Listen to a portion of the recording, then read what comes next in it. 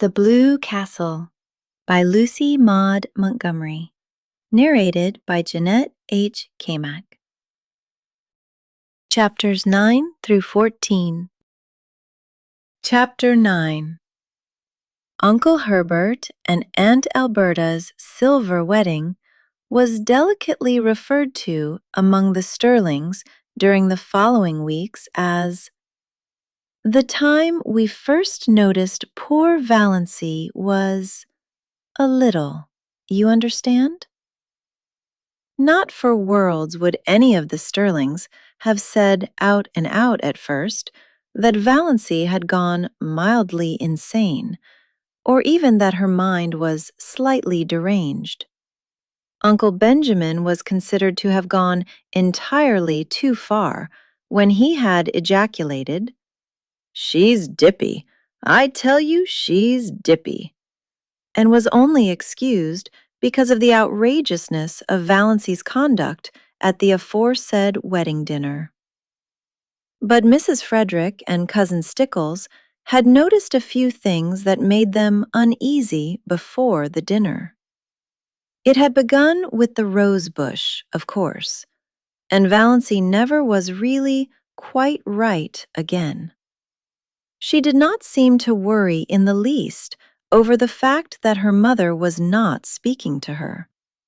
You would never suppose she noticed it at all. She had flatly refused to take either purple pills or Redfern's bitters. She had announced coolly that she did not intend to answer to the name of Doss any longer. She had told Cousin Stickles that she wished she would give up wearing that brooch with Cousin Artemis Stickles' hair in it. She had moved her bed in her room to the opposite corner. She had read Magic of Wings Sunday afternoon. When Cousin Stickles had rebuked her, Valancy had said indifferently, "Oh, I forgot it was Sunday," and had gone on reading it. Cousin Stickles had seen a terrible thing. She had caught Valancy sliding down the banister. Cousin Stickles did not tell Mrs. Frederick this. Poor Amelia was worried enough as it was. But it was Valancy's announcement on Saturday night that she was not going to go to the Anglican church anymore that broke through Mrs. Frederick's stony silence. "Not going to church anymore? Doss, have you absolutely taken leave?" "Oh, I'm going to church," said Valancy airily. "I'm going to the Presbyterian church, but to the Anglican church I will not go." This was even worse. Mrs. Frederick had recourse to tears, having found outraged majesty had ceased to be effective. "What have you got against the Anglican church?" she sobbed. "Nothing, only just that you've always made me go there. If you'd made me go to the Presbyterian church, I'd want to go to the Anglican." "Is that a nice thing to say to your mother? Oh, how true it is that it is sharper than a serpent's tooth to have a thankless child." "Is that a nice thing to say to your daughter?" said unrepentant Valancy. So Valancy's behavior at the silver wedding was not quite the surprise to Mrs. Frederick and Christine Stickles that it was to the rest. They were doubtful about the wisdom of taking her, but concluded it would make talk if they didn't. Perhaps she would behave herself, and so far, no outsider suspected there was anything queer about her.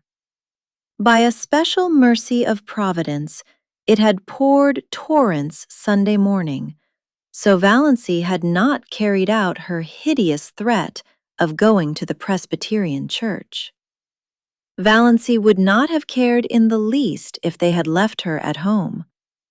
These family celebrations were all hopelessly dull. But the Sterlings always celebrated everything.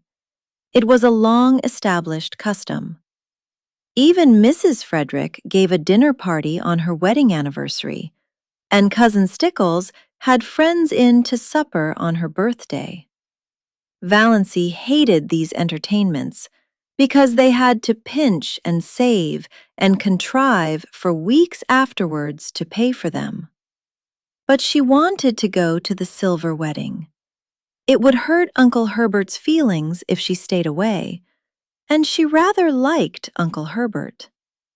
Besides, she wanted to look over all her relatives from her new angle.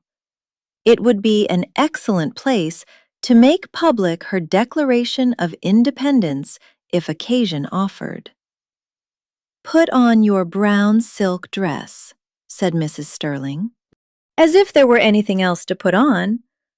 Valancy had only the one festive dress, that snuffy brown silk Aunt Isabel had given her. Aunt Isabel had decreed that Valancy should never wear colors. They did not become her. When she was young, they allowed her to wear white, but that had been tacitly dropped for some years. Valancy put on the brown silk. It had a high collar and long sleeves. She had never had a dress with low neck and elbow sleeves, although they had been worn, even in Deerwood, for over a year. But she did not do her hair pompadour. She knotted it on her neck and pulled it out over her ears. She thought it became her, only the little knot was so absurdly small. Mrs. Frederick resented the hair, but decided it was wisest to say nothing on the eve of the party.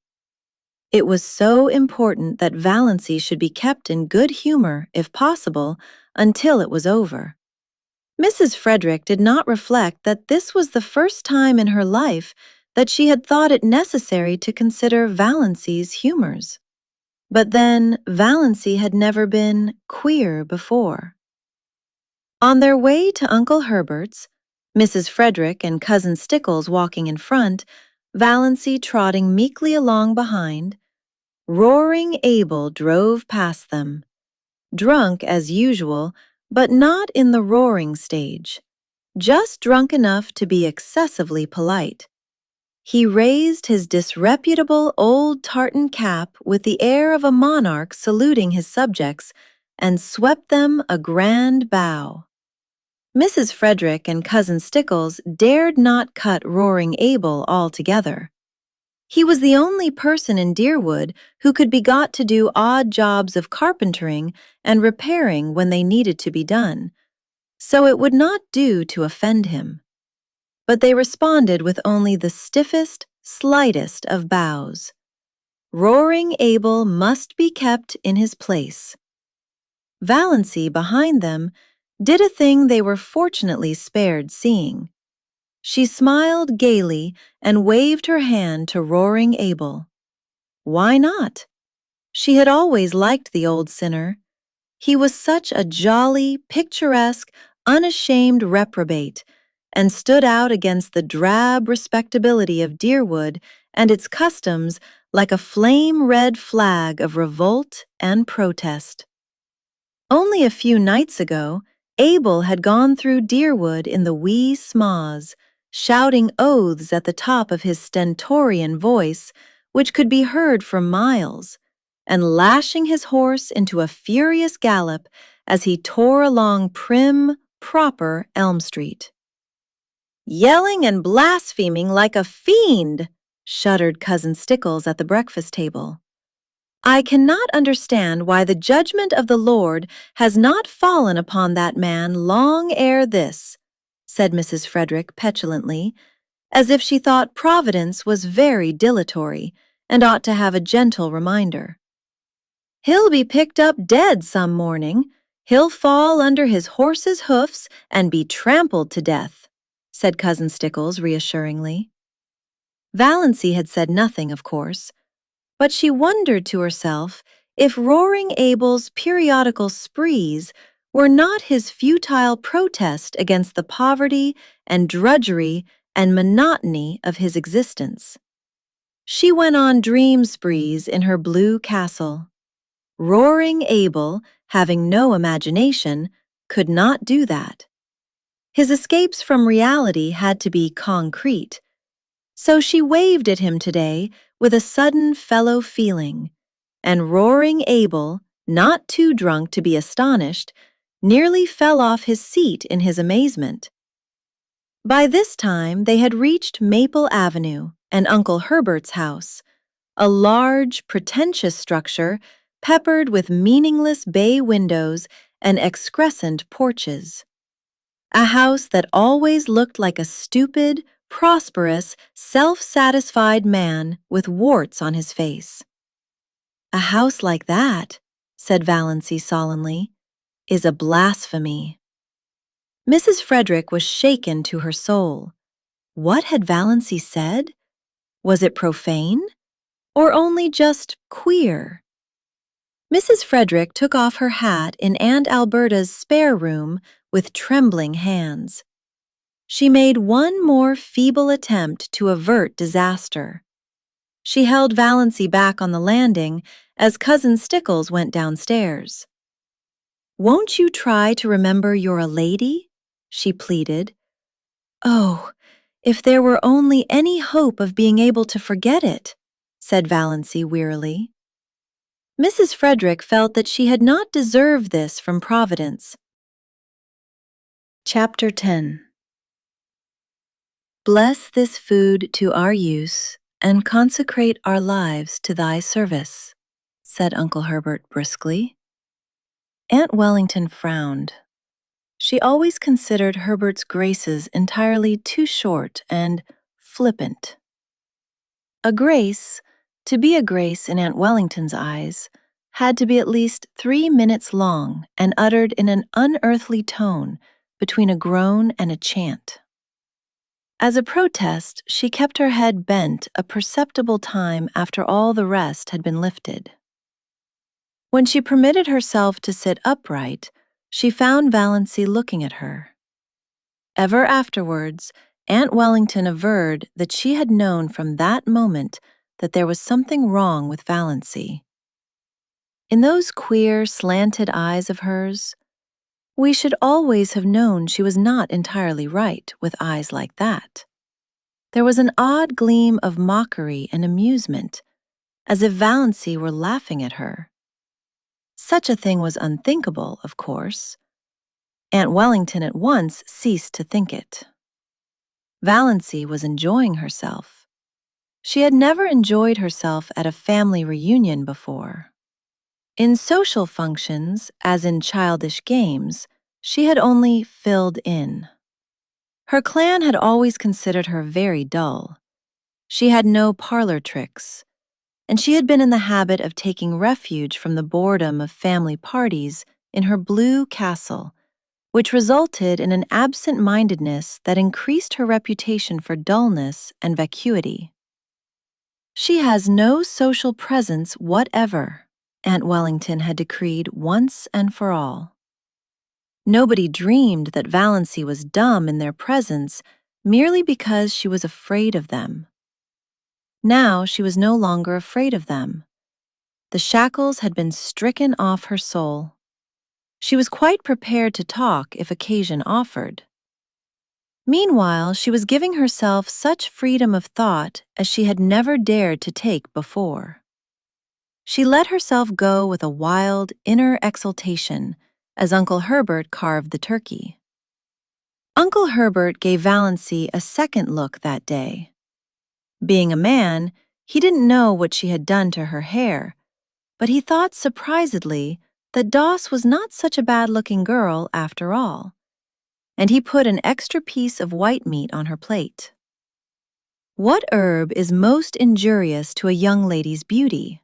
propounded Uncle Benjamin by way of starting conversation, loosening things up a bit, as he would have said.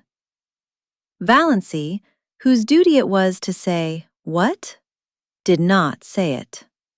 Nobody else said it, so Uncle Benjamin, after an expectant pause, had to answer, "Time," and felt that his riddle had fallen flat. He looked resentfully at Valancy, who had never failed him before, But Valency did not seem even to be aware of him.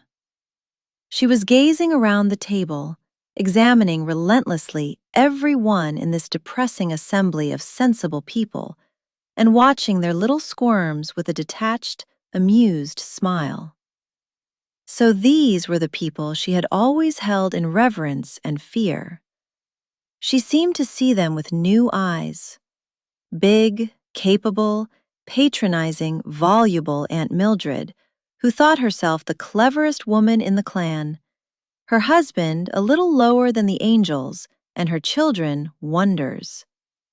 Had not her son, Howard, been all through teething at 11 months?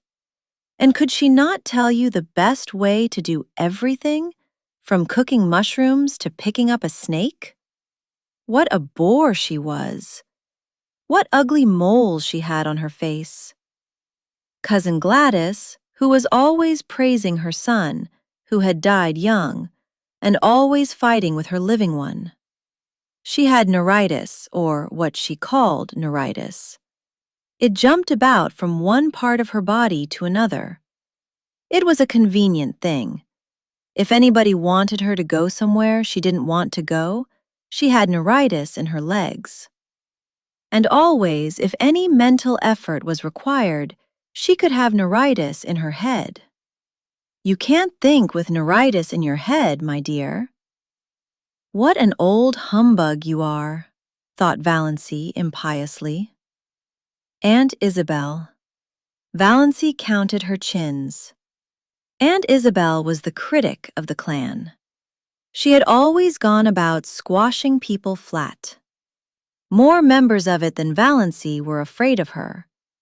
She had, it was conceded, a biting tongue.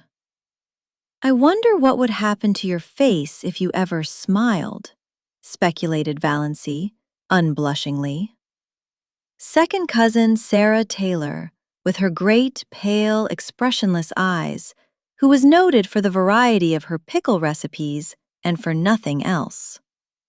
So afraid of saying something indiscreet that she never said anything worth listening to. So proper that she blushed when she saw the advertisement picture of a corset and had put a dress on her Venus de Milo statuette, which made it look real tasty. Little cousin Georgiana. Not such a bad little soul, but dreary, very. Always looking as if she had just been starched and ironed. Always afraid to let herself go. The only thing she really enjoyed was a funeral. You knew where you were with a corpse. Nothing more could happen to it. But while there was life, there was fear. Uncle James. Handsome, black, with his sarcastic, trap-like mouth and iron-gray sideburns, whose favorite amusement was to write controversial letters to the Christian Times, attacking modernism. Valency always wondered if he looked as solemn when he was asleep as he did when awake. No wonder his wife had died young. Valency remembered her, a pretty, sensitive thing. Uncle James had denied her everything she wanted and showered on her everything she didn't want. He had killed her, quite legally. She had been smothered and starved. Uncle Benjamin, wheezy, pussy-mouthed, with great pouches under eyes that held nothing in reverence. Uncle Wellington, long, pallid face, thin, pale yellow hair, one of the fair Sterlings. Thin, stooping body, abominably high forehead with such ugly wrinkles, and eyes about as intelligent as a fish's, thought Valency. Looks like a cartoon of himself. Aunt Wellington, named Mary, but called by her husband's name to distinguish her from Great Aunt Mary. A massive, dignified, permanent lady. Splendidly arranged, iron-gray hair. Rich, fashionable beaded dress. Had her moles removed by electrolysis, which Aunt Mildred thought was a wicked evasion of the purposes of God. Uncle Herbert, with his spiky gray hair. Aunt Alberta, who twisted her mouth so unpleasantly in talking and had a great reputation for unselfishness because she was always giving up a lot of things she didn't want. Valancy let them off easily in her judgment because she liked them, even if they were, in Milton's expressive phrase, stupidly good. But she wondered for what inscrutable reason Aunt Alberta had seen fit to tie a black velvet ribbon around each of her chubby arms above the elbow. Then she looked across the table at Olive. Olive, who had been held up to her as a paragon of beauty, behavior, and success as long as she could remember. "Why can't you hold yourself like Olive, Doss? Why can't you stand correctly like Olive, Doss? Why can't you speak prettily like Olive, Doss? Why can't you make an effort, Doss?"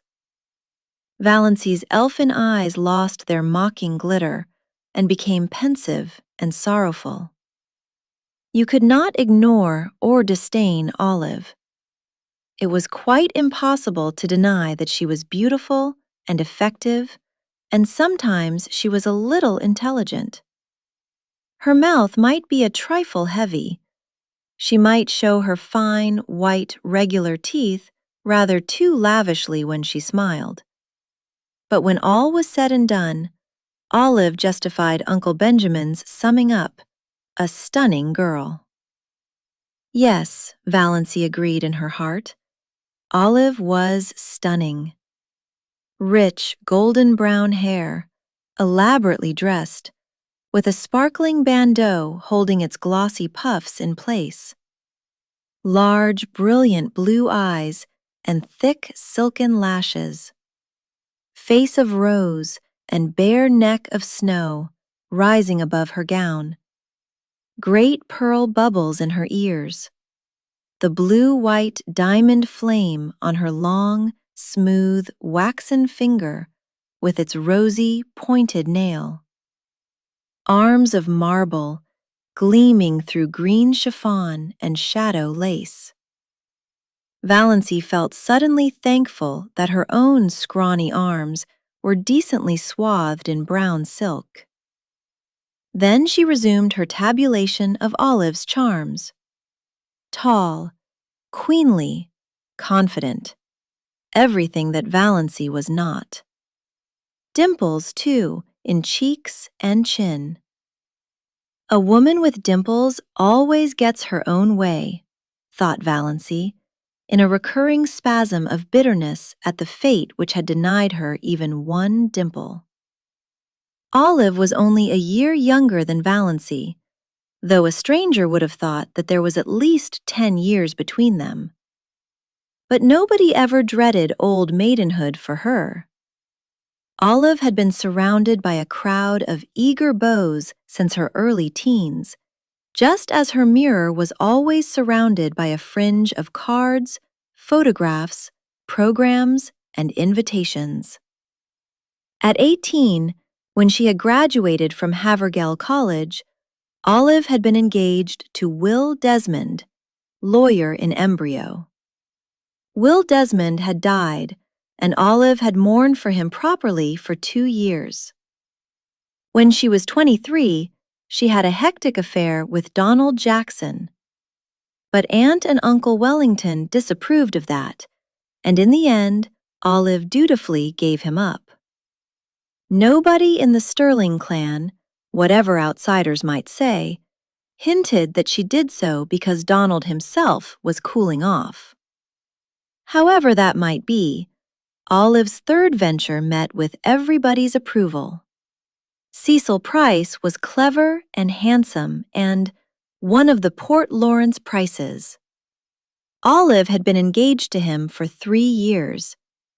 He had just graduated in civil engineering, and they were to be married as soon as he landed a contract. Olive's hope chest was full to overflowing with exquisite things, and Olive had already confided to Valancy what her wedding dress was to be. Ivory silk draped with lace, white satin court train, lined with pale green georgette, heirloom veil of Brussels lace. Valency knew also, though Olive had not told her, that the bridesmaids were selected and that she was not among them. Valency had, after a fashion, always been Olive's confidant, perhaps because she was the only girl in the connection who could not bore Olive with return confidences. Olive always told Valency all the details of her love affairs, from the days when the little boys in school used to persecute her with love letters. Valency could not comfort herself by thinking these affairs mythical. Olive really had them. Many men had gone mad over her, besides the 3 fortunate ones. I don't know what the poor idiots see in me that drives them to make such double idiots of themselves, Olive was wont to say. Valency would have liked to say, I don't either. But truth and diplomacy both restrained her. She did know, perfectly well. Olive Sterling was one of the girls about whom men do go mad, just as indubitably as she, Valency, was one of the girls at whom no man ever looked twice. And yet, thought Valency, summing her up with a new and merciless conclusiveness, she's like a dewless morning. There's something lacking. Chapter 11. Meanwhile, the dinner in its earlier stages was dragging its slow length along, true to Sterling form. The room was chilly, in spite of the calendar, and Aunt Alberta had the gas logs lighted. Everybody in the clan envied her those gas logs, except Valency. Glorious open fires blazed in every room of her blue castle when autumnal nights were cool, but she would have frozen to death in it before she would have committed the sacrilege of a gas log. Uncle Herbert made his hearty perennial joke when he helped Aunt Wellington to the cold meat. "Mary, will you have a little lamb?" Aunt Mildred told the same old story of once finding a lost ring in a turkey's crop. Uncle Benjamin told his favorite prosy tale of how he had once chased and punished a now famous man for stealing apples. Second cousin Jane described all her sufferings with an ulcerating tooth.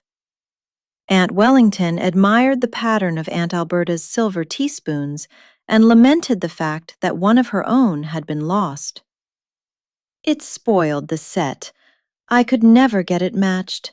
And it was my wedding present from dear old Aunt Matilda." Aunt Isabel thought the seasons were changing and couldn't imagine what had become of our good old-fashioned springs. Cousin Georgiana, as usual, discussed the last funeral and wondered audibly, which of us will be the next to pass away? Cousin Georgiana could never say anything as blunt as die. Valency thought she could tell her, but didn't. Cousin Gladys, likewise as usual, had a grievance. Her visiting nephews had nipped all the buds off her houseplants and chivied her brood of fancy chickens. "Squeezed some of them actually to death, my dear." "Boys will be boys," reminded Uncle Herbert tolerantly. "But they needn't be ramping, rampageous animals," retorted Cousin Gladys, looking round the table for appreciation of her wit. Everybody smiled except Valency.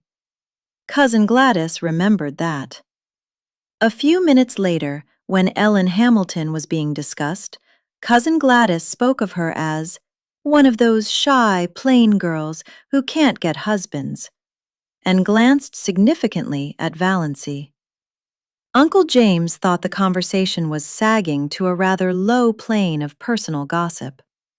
He tried to elevate it by starting an abstract discussion on the greatest happiness.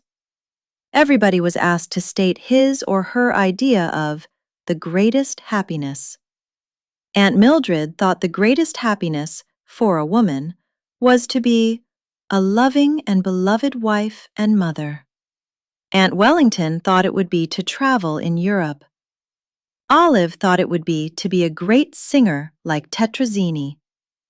Cousin Gladys remarked mournfully that her greatest happiness would be to be free, absolutely free from neuritis. Cousin Georgiana's greatest happiness would be to have her dear dead brother Richard back. Aunt Alberta remarked vaguely that the greatest happiness was to be found in the poetry of life, and hastily gave some directions to her maid to prevent anyone asking her what she meant. Mrs. Frederick said the greatest happiness was to spend your life in loving service for others, and Cousin Stickles and Aunt Isabel agreed with her. Aunt Isabel with a resentful air, as if she thought Mrs. Frederick had taken the wind out of her sails by saying it first. "We are all too prone," continued Mrs. Frederick, determined not to lose so good an opportunity, "to live in selfishness, worldliness, and sin." The other women all felt rebuked for their low ideals, and Uncle James had a conviction that the conversation had been uplifted with a vengeance. "The greatest happiness," said Valancy, suddenly and distinctly, "is to sneeze when you want to." Everybody stared. Nobody felt it safe to say anything. Was Valancy trying to be funny? It was incredible. Mrs. Frederick, who had been breathing easier since the dinner had progressed so far without any outbreak on the part of Valancy, began to tremble again. But she deemed it the part of prudence to say nothing. Uncle Benjamin was not so prudent. He rashly rushed in where Mrs. Frederick feared to tread. "Doss," he chuckled, "what is the difference between a young girl and an old maid? One is happy and careless, and the other is cappy and hairless," said Valancy. "You have asked that riddle at least 50 times in my recollection, Uncle Ben. Why don't you hunt up some new riddles if riddle you must? It is such a fatal mistake to try to be funny if you don't succeed." Uncle Benjamin stared foolishly. Never in his life had he, Benjamin Sterling of Sterling and Frost, been spoken to so. And by Valancy of all people. He looked feebly around the table to see what the others thought of it. Everybody was looking rather blank. Poor Mrs. Frederick had shut her eyes, and her lips moved tremblingly as if she were praying. Perhaps she was. The situation was so unprecedented that nobody knew how to meet it. Valancy went on calmly eating her salad as if nothing out of the usual had occurred. Aunt Alberta, to save her dinner, plunged into an account of how a dog had bitten her recently. Uncle James, to back her up, asked where the dog had bitten her. "Just a little below the Catholic Church," said Aunt Alberta. At that point, Valancy laughed. Nobody else laughed. What was there to laugh at? "Is that a vital part?" asked Valancy. "What do you mean?" said bewildered Aunt Alberta, and Mrs. Frederick was almost driven to believe that she had served God all her years for naught. Aunt Isabel concluded that it was up to her to suppress Valancy. "Doss, you are horribly thin," she said. "You are all corners. Do you ever try to fatten up a little?" "No." Valancy was not asking quarter or giving it. "But I can tell you where you'll find a beauty parlor in Port Lawrence where they can reduce the number of your chins." "Valancy!" The protest was wrung from Mrs. Frederick. She meant her tone to be stately and majestic, as usual, but it sounded more like an imploring whine. And she did not say "Doss." "She's feverish," said Cousin Stickles to Uncle Benjamin in an agonized whisper. "We've thought she's seemed feverish for several days." "She's gone dippy, in my opinion," growled Uncle Benjamin. "If not, She ought to be spanked. Yes, spanked. You can't spank her. Cousin Stickles was much agitated. She's 29 years old. So there is that advantage, at least, in being 29, said Valancy, whose ears had caught this aside. Doss, said Uncle Benjamin, when I am dead, you may say what you please. As long as I am alive, I demand to be treated with respect. Oh, but you know we're all dead, said Valancy. The whole Sterling clan. Some of us are buried and some aren't, yet. That is the only difference. Doss, said Uncle Benjamin, thinking it might cow Valancy. Do you remember the time you stole the raspberry jam? Valancy flushed scarlet, with suppressed laughter, not shame. She had been sure Uncle Benjamin would drag that jam in somehow. Of course I do, she said. It was good jam. I've always been sorry I hadn't time to eat more of it before you found me. Oh, look at Aunt Isabel's profile on the wall. Did you ever see anything so funny? Everybody looked, including Aunt Isabel herself, which, of course, destroyed it.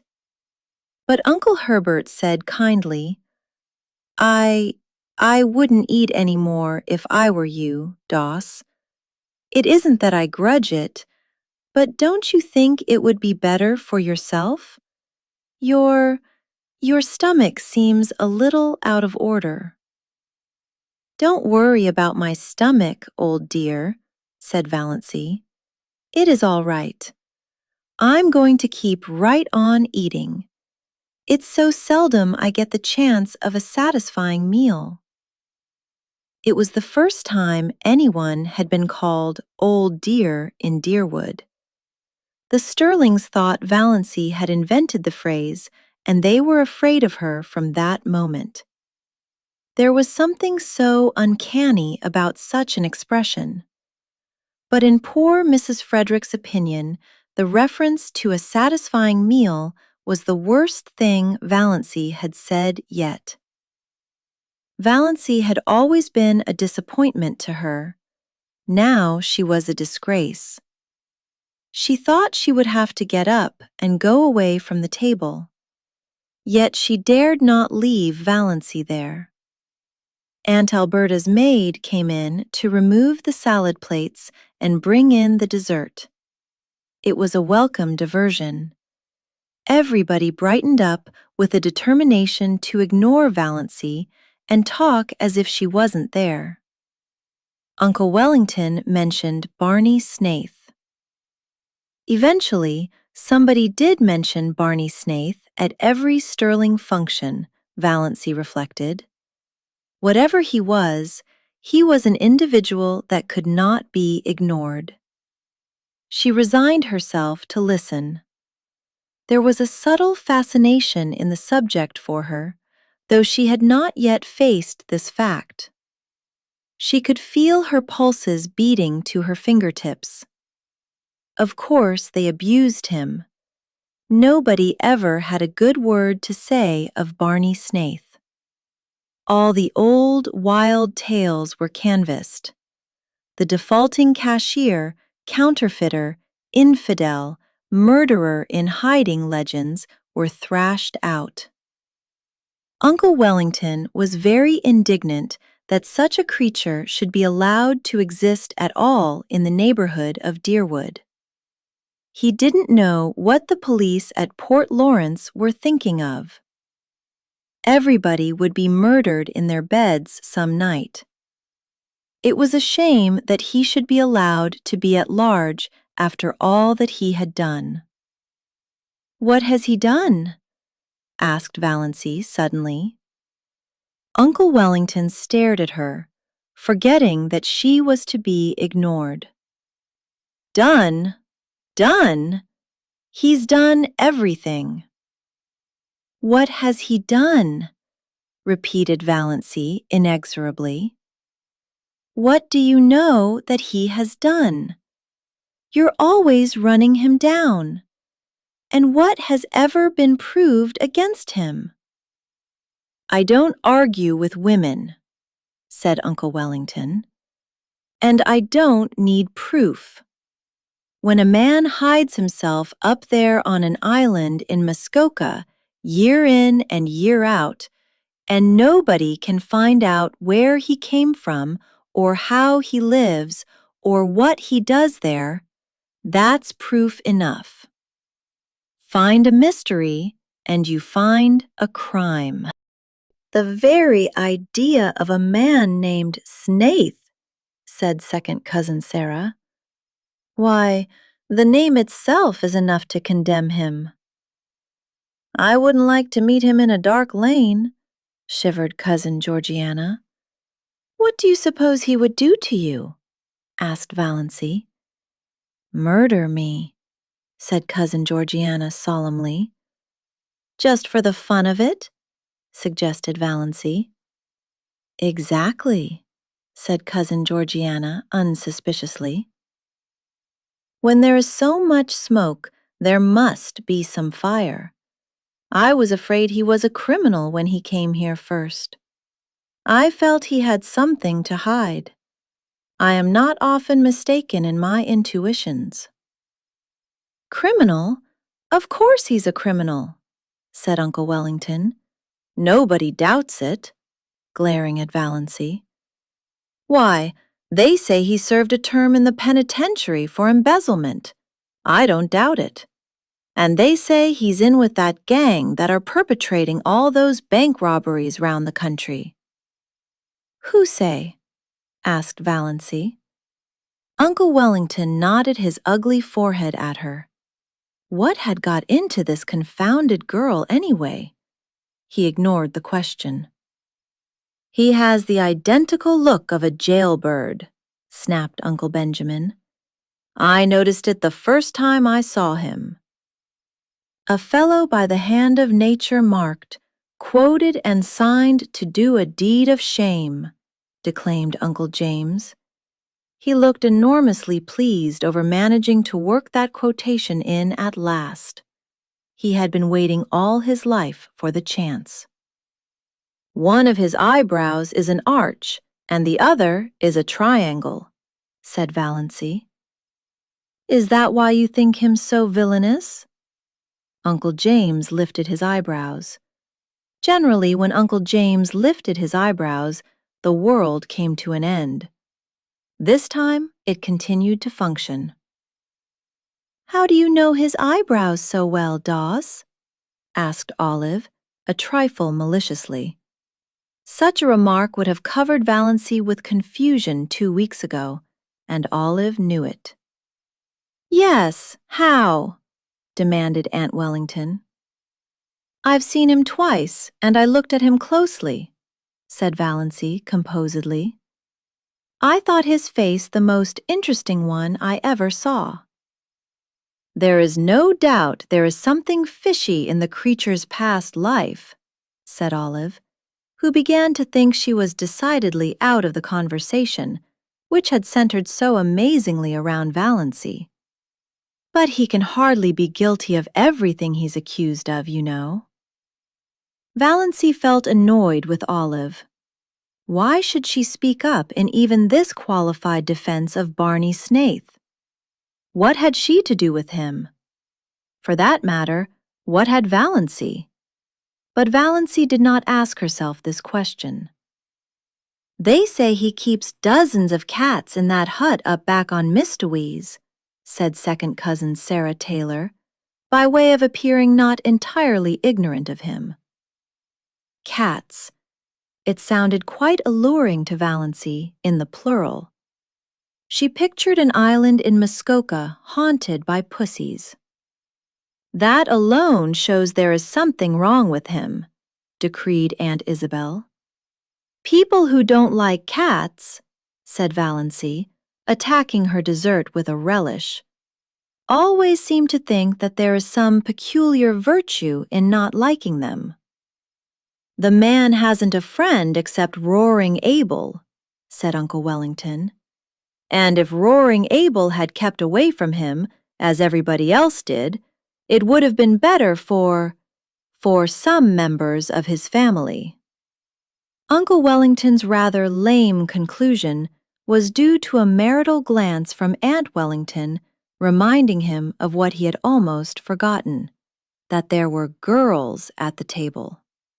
"If you mean," said Valancy passionately, "that Barney Snaith is the father of Cecily Gay's child, he isn't. It's a wicked lie." In spite of her indignation, Valancy was hugely amused at the expression of the faces around that festal table. She had not seen anything like it since the day, 17 years ago, when at Cousin Gladys's thimble party, they discovered that she had got something in her head at school. Lice in her head. Valancy was done with euphemisms. Poor Mrs. Frederick was almost in a state of collapse. She had believed, or pretended to believe, that Valancy still supposed that children were found in parsley beds. "Hush, hush," implored Cousin Stickles.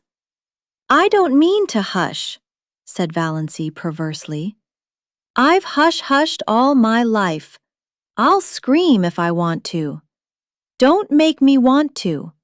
And stop talking nonsense about Barney Snaith." Valancy didn't exactly understand her own indignation.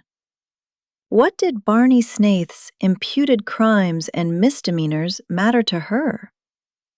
And why, out of them all, did it seem most intolerable that he should have been poor, pitiful little Cecily Gay's false lover? For it did seem intolerable to her. She did not mind when they called him a thief and a counterfeiter and jailbird, but she could not endure to think that he had loved and ruined Cecily Gay. She recalled his face on the 2 occasions of their chance meetings, his twisted, enigmatic, engaging smile, his twinkle, his thin, sensitive, almost ascetic lips, his general air of frank daredeviltry. A man with such a smile and lips might have murdered or stolen, but he could not have betrayed. She suddenly hated every one who said it or believed it of him. "When I was a young girl, I never thought or spoke about such matters, Doss," said Aunt Wellington crushingly. "But I'm not a young girl," retorted Valancy, uncrushed. "Aren't you always rubbing that into me? And you are all evil-minded, senseless gossips. Can't you leave poor Cissy Gay alone? She's dying. Whatever she did, God or the devil has punished her enough for it. You needn't take a hand, too. As for Barney Snaith, the only crime he has been guilty of is living to himself and minding his own business. He can, it seems, get along without you, which is an unpardonable sin, of course, in your little snobocracy." Valancy coined that concluding word suddenly and felt that it was an inspiration. That was exactly what they were, and not one of them was fit to mend another. "Valancy, your poor father would turn over in his grave if he could hear you," said Mrs. Frederick. "I dare say he would like that for a change," said Valancy brazenly. "Doss," said Uncle James heavily, "the 10 Commandments are fairly up to date still, especially the 5th. Have you forgotten that?" "No," said Valancy, "but I thought you had, especially the 9th. Have you ever thought, Uncle James, how dull life would be without the 10 Commandments? It is only when things are forbidden that they become fascinating." But her excitement had been too much for her. She knew, by certain unmistakable warnings, that one of her attacks of pain was coming on. It must not find her there. She rose from her chair. "I am going home now. I only came for the dinner. It was very good, Aunt Alberta, although your salad dressing is not salt enough, and a dash of cayenne would improve it." None of the flabbergasted silver wedding guests could think of anything to say until the lawn gate clanged behind Valancy in the dusk. Then, "She's feverish. I've said right along she was feverish," moaned Cousin Stickles. Uncle Benjamin punished his pudgy left hand fiercely with his pudgy right. "She's dippy. I tell you she's gone dippy," he snorted angrily. "That's all there is about it. Clean dippy." "Oh, Benjamin," said Cousin Georgiana soothingly, "don't condemn her too rashly. We must remember what dear old Shakespeare says, that charity thinketh no evil." "Charity, poppycock," snorted Uncle Benjamin. "I never heard a young woman talk such stuff in my life as she just did. Talking about things she ought to be ashamed to think of, much less mention. Blaspheming, insulting us. What she wants is a generous dose of spankweed, and I'd like to be the one to administer it. Huh, huh." Uncle Benjamin gulped down the half of a scalding cup of coffee. "Do you suppose that the mumps could work on a person that way?" wailed Cousin Stickles. "I opened an umbrella in the house yesterday," sniffed Cousin Georgiana. "I knew it betokened some misfortune." "Have you tried to find out if she has a temperature?" asked Cousin Mildred. "She wouldn't let Amelia put the thermometer under her tongue," whimpered Cousin Stickles. Mrs. Frederick was openly in tears. All her defenses were down. "I must tell you," she sobbed, "that Valancy has been acting very strangely for over 2 weeks now. She hasn't been a bit like herself. Christine could tell you. I have hoped against hope that it was only one of her colds coming on. But it must be something worse. This is bringing on my neuritis again," said Cousin Gladys, putting her hand to her head. "Don't cry, Amelia," said Herbert kindly, pulling nervously at his spiky gray hair. He hated family ructions. Very inconsiderate of Doss to start one at his silver wedding. Who could have supposed she had it in her? "You'll have to take her to a doctor. This may be only a brainstorm. There are such things as brainstorms nowadays, aren't there?" I suggested consulting a doctor to her yesterday," moaned Mrs. Frederick. "And she said she wouldn't go to a doctor. Wouldn't. Oh, surely I have had trouble enough." "And she won't take Redfern's bitters," said Cousin Stickles. "Or anything," said Mrs. Frederick. "And she's determined to go to the Presbyterian church," said Cousin Stickles, repressing, however, to her credit be it said, the story of the banister. "That proves she's dippy," growled Uncle Benjamin.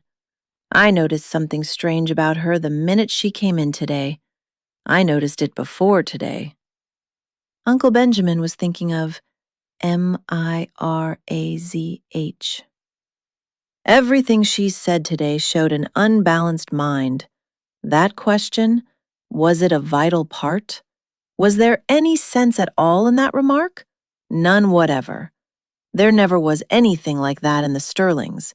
It must be from the Wansbarras." Poor Mrs. Frederick was too crushed to be indignant. "I never heard of anything like that in the Wansbarras," she sobbed. "Your father was odd enough," said Uncle Benjamin. "Poor Pa was peculiar," admitted Mrs. Frederick tearfully. "But his mind was never affected." "He talked all his life exactly as Valancy did today," retorted Uncle Benjamin, "and he believed he was his own great-great-grandfather born over again. I've heard him say it. Don't tell me that a man who believed a thing like that was ever in his right senses. Come, come, Amelia, stop sniffling. Of course Doss has made a terrible exhibition of herself today, but she's not responsible. Old maids are apt to fly off at a tangent like that. If she had been married when she should have been, she wouldn't have got like this." "Nobody wanted to marry her," said Mrs. Frederick, who felt that somehow Uncle Benjamin was blaming her. "Well, fortunately, there's no outsider here," snapped Uncle Benjamin. "We may keep it in the family yet. I'll take her over to see Dr. Marsh tomorrow. I know how to deal with pig-headed people. Won't that be best, James?" "We must have medical advice, certainly," agreed Uncle James. "Well, that's settled. In the meantime, Amelia, act as if nothing had happened and keep an eye on her. Don't let her be alone. Above all, don't let her sleep alone." Renewed whimpers from Mrs. Frederick. "I can't help it. Night before last, I suggested she'd better have Christine sleep with her. She positively refused and locked her door. Oh, you don't know how she's changed. She won't work. At least, she won't sew. She does her usual housework, of course, but she wouldn't sweep the parlor yesterday morning, though we always sweep it on Thursdays. She said she'd wait till it was dirty. 'Would you rather sweep a dirty room than a clean one?' I asked her. She said, 'Of course. I'd see something for my labor then.' Think of it." Uncle Benjamin thought of it.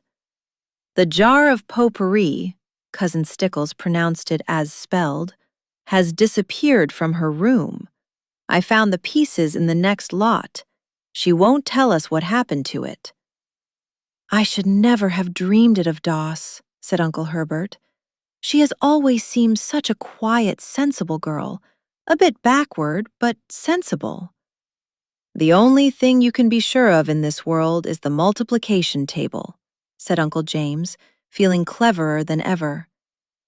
"Well, let's cheer up," suggested Uncle Benjamin.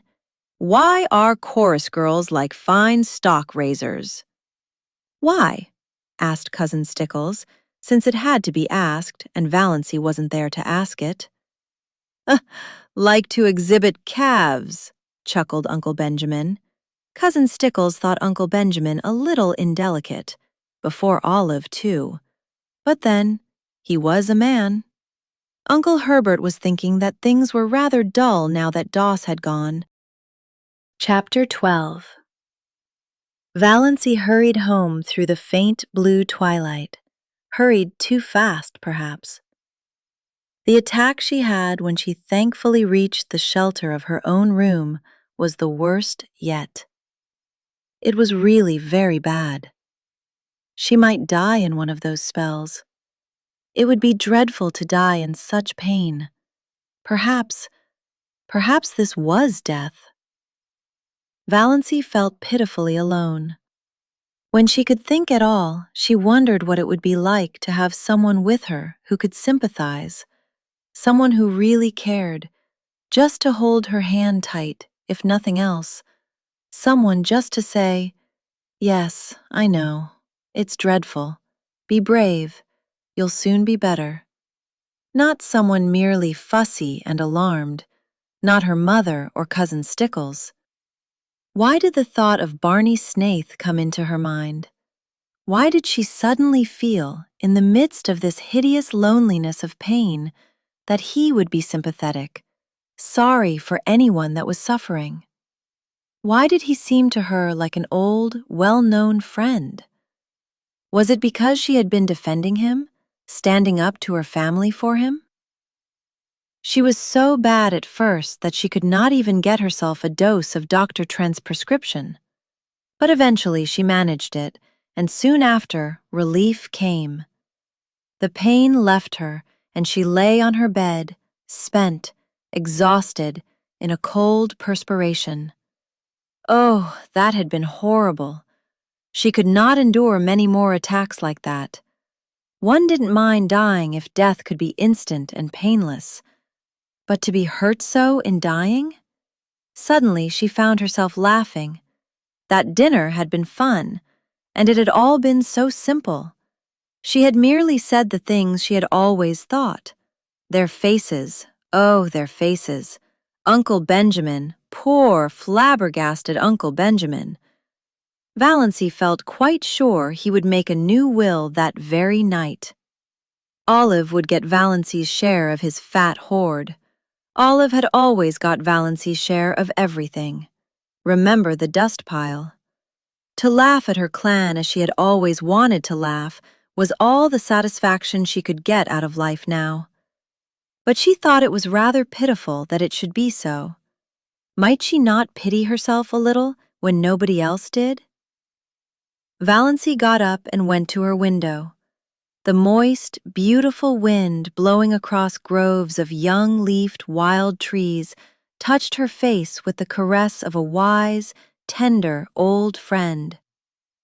The Lombardys in Mrs. Treadgold's lawn, off to the left, Valancy could just see them between the stable and the old carriage shop, were in dark purple silhouette against a clear sky, and there was a milk-white, pulsating star just over one of them, like a living pearl on a silver-green lake.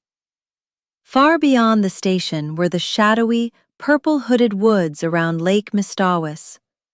A white, filmy mist hung over them, and just above it was a faint, young crescent. Valancy looked at it over her thin left shoulder. "I wish," she said whimsically, "that I may have one little dust pile before I die." Chapter 13. Uncle Benjamin found he had reckoned without his host when he promised so airily to take Valancy to a doctor. Valancy would not go. Valancy laughed in his face. "Why on earth should I go to Dr. Marsh? There's nothing the matter with my mind, though you all think I've suddenly gone crazy. Well, I haven't. I've simply grown tired of living to please other people and have decided to please myself. It will give you something to talk about besides my stealing the raspberry jam. So that's that." "Doss," said Uncle Benjamin, solemnly and helplessly, "you are not like yourself." "Who am I like, then?" asked Valancy. Uncle Benjamin was rather posed. "Your grandfather Wansbara," he answered desperately. "Thanks." Valancy looked pleased. "That's a real compliment. I remember Grandfather Wansbara. He was one of the few human beings I have known, almost the only one. Now, it is of no use to scold or entreat or command Uncle Benjamin, or exchange anguished glances with Mother and Cousin Stickles. I am not going to any doctor, and if you bring any doctor here, I won't see him. So what are you going to do about it?" What indeed?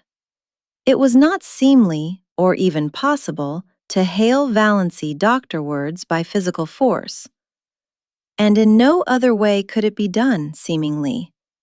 Her mother's tears and imploring entreaties availed not.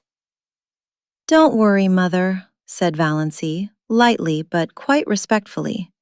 "It isn't likely I'll do anything very terrible. But I mean to have a little fun." "Fun?" Mrs. Frederick uttered the word as if Valancy had said she was going to have a little tuberculosis. Olive, sent by her mother to see if she had any influence over Valancy, came away with flushed cheeks and angry eyes. She told her mother that nothing could be done with Valancy.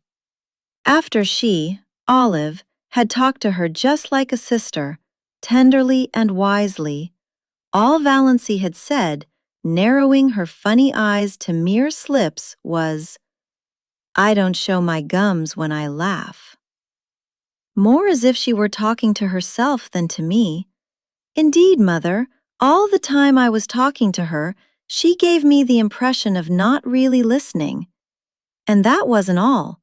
When I finally decided that what I was saying had no influence over her, I begged her, when Cecil came next week, not to say anything queer before him at least. Mother, what do you think she said? I'm sure I can't imagine, groaned Aunt Wellington, prepared for anything. She said, I'd rather like to shock Cecil. His mouth is too red for a man's. Mother, I can never feel the same to Valency again. Her mind is affected, Olive, said Aunt Wellington solemnly. You must not hold her responsible for what she says. When Aunt Wellington told Mrs. Frederick what Valency had said to Olive, Mrs. Frederick wanted Valency to apologize. You made me apologize to Olive 15 years ago for something I didn't do, said Valency. No, the apology will do for now. Another solemn family conclave was held. They were all there except Cousin Gladys, who had been suffering such tortures of neuritis in her head ever since poor Doss went queer that she couldn't undertake any responsibility. They decided, that is, they accepted a fact that was thrust in their faces, that the wisest thing was to leave Valency alone for a while. Give her her head, as Uncle Benjamin expressed it. Keep a careful eye on her, but let her pretty much alone. The term of watchful waiting had not been invented then, but asking practically the policy Valency's distracted relatives decided to follow. We must be guided by developments, said Uncle Benjamin. It is, solemnly, easier to scramble eggs than unscramble them. Of course, if she becomes violent, Uncle James consulted Dr. Ambrose Marsh. Dr. Ambrose Marsh approved their decision. He pointed out to irate Uncle James, who would have liked to lock Valency up somewhere, out of hand, that Valency had not, as yet, really done or today that could be construed as proof of lunacy, and without proof you cannot lock people up in this degenerate age. Nothing that Uncle James had reported seemed more alarming to Dr. Marsh, who put up his hand to conceal a smile several times. But then he himself was your sterling. And he about the hour, Valency.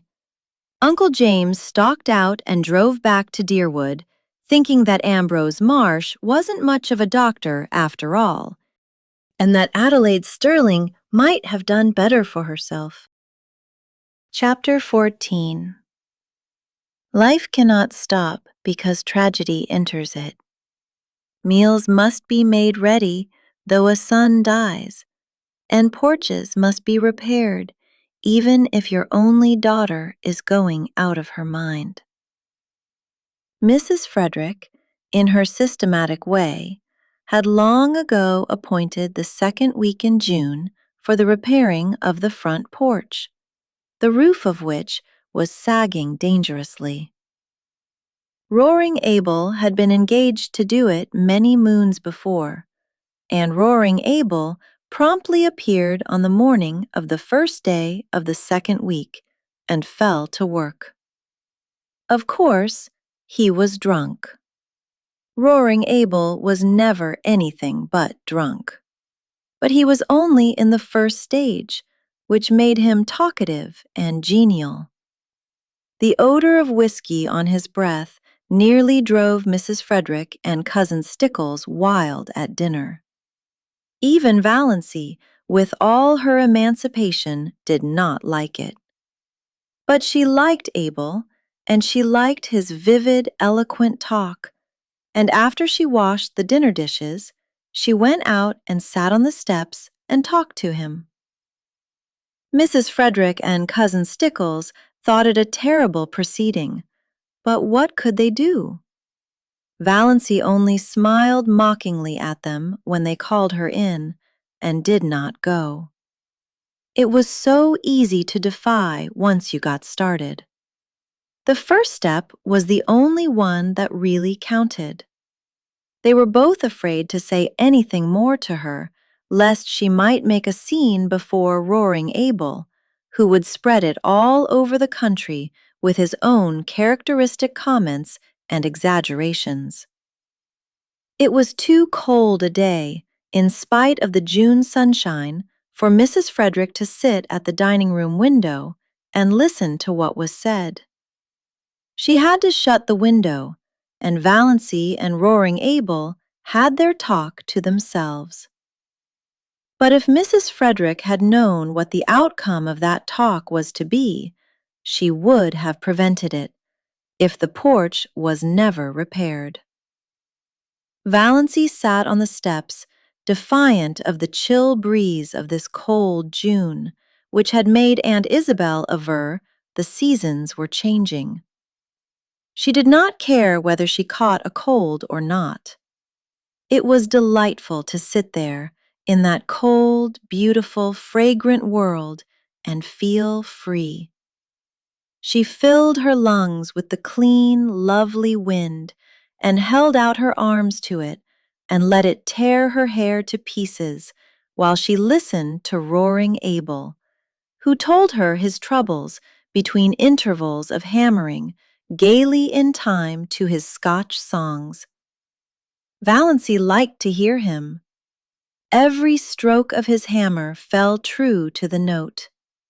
Old Abel Gay, in spite of his 70 years, was handsome still, in a stately, patriarchal manner. His tremendous beard, falling down over his blue flannel shirt, was still a flaming, untouched red, though his shock of hair was white as snow, and his eyes were a fiery, youthful blue. His enormous reddish-white eyebrows were more like mustaches than eyebrows. Perhaps this was why he always kept his upper lip scrupulously shaved. His cheeks were red, and his nose ought to have been, but wasn't. It was a fine, upstanding, aquiline nose, such as the noblest Roman of them all might have rejoiced in. Abel was 6 feet 2 in his stockings, broad-shouldered, lean-hipped. In his youth, he had been a famous lover, finding all women too charming to bind himself to one. His years had been a wild, colorful panorama of follies and adventures, gallantries, fortunes, and misfortunes. He had been 45 before he married, a pretty slip of a girl whom his goings-on killed in a few years. Abel was piously drunk at her funeral and insisted on repeating the 55th chapter of Isaiah. Abel knew most of the Bible and all the Psalms by heart, while the minister, whom he disliked, prayed or tried to pray. Thereafter, his house was run by an untidy old cousin who cooked his meals and kept things going after a fashion.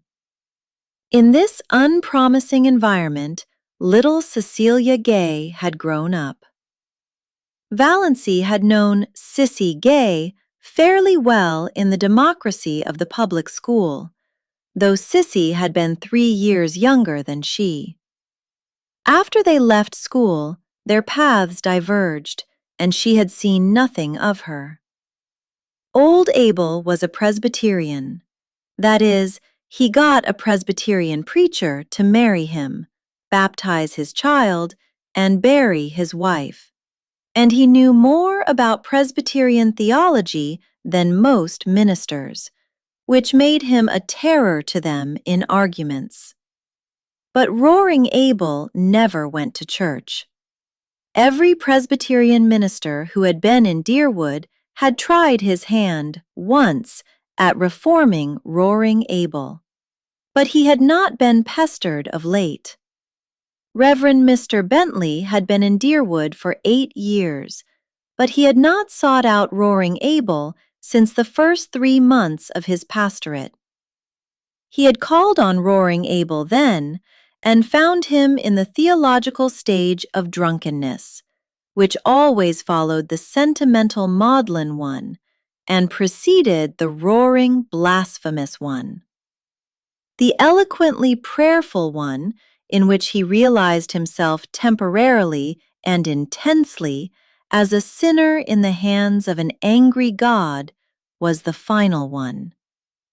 Abel never went beyond it.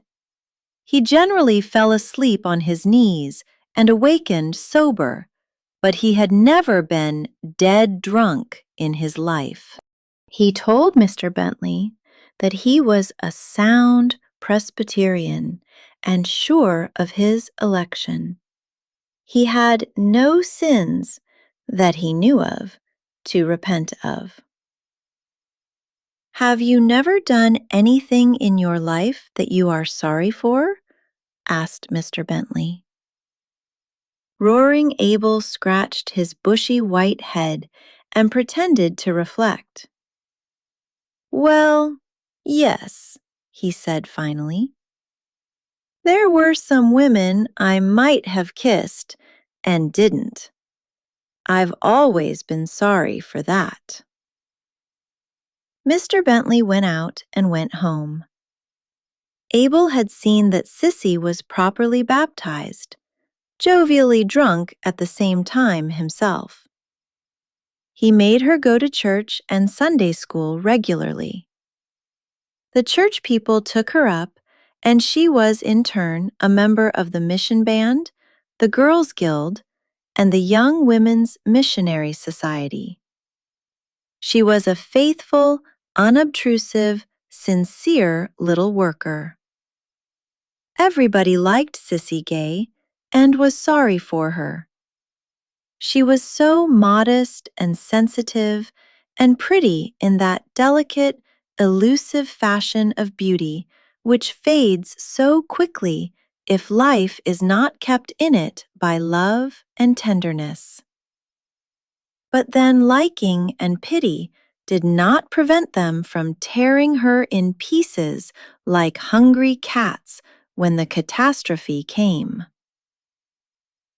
4 years previously, Sissy Gay had gone up to a Muskoka hotel as a summer waitress. And when she had come back in the fall, she was a changed creature. She hid herself away and went nowhere. The reason soon leaked out, and scandal raged. That winter, Sissy's baby was born. Nobody ever knew who the father was. Cecily kept her poor, pale lips tightly locked on her sorry secret. Nobody dared ask Roaring Abel any questions about it. Rumor and surmise laid the guilt at Barney Snaith's door, because diligent inquiry among the other maids at the hotel revealed the fact that nobody there had ever seen Sissy Gay with a fellow. She had kept herself to herself, they said, rather resentfully. Too good for our dances, and now look. The baby had lived for a year. After its death, Sissy faded away. 2 years ago, Dr. Marsh had given her only 6 months to live. Her lungs were hopelessly diseased. But she was still alive. Nobody went to see her. Women would not go to Roaring Abel's house. Mr. Bentley had gone once, when he knew Abel was away, but the dreadful old creature who was scrubbing the kitchen floor told him Sissy wouldn't see anyone. The old cousin had died, and Roaring Abel had had 2 or 3 disreputable housekeepers, the only kind who could be prevailed on to go to a house where a girl was dying of consumption. But the last one had left, and Roaring Abel had now no one to wait on Sissy and do for him.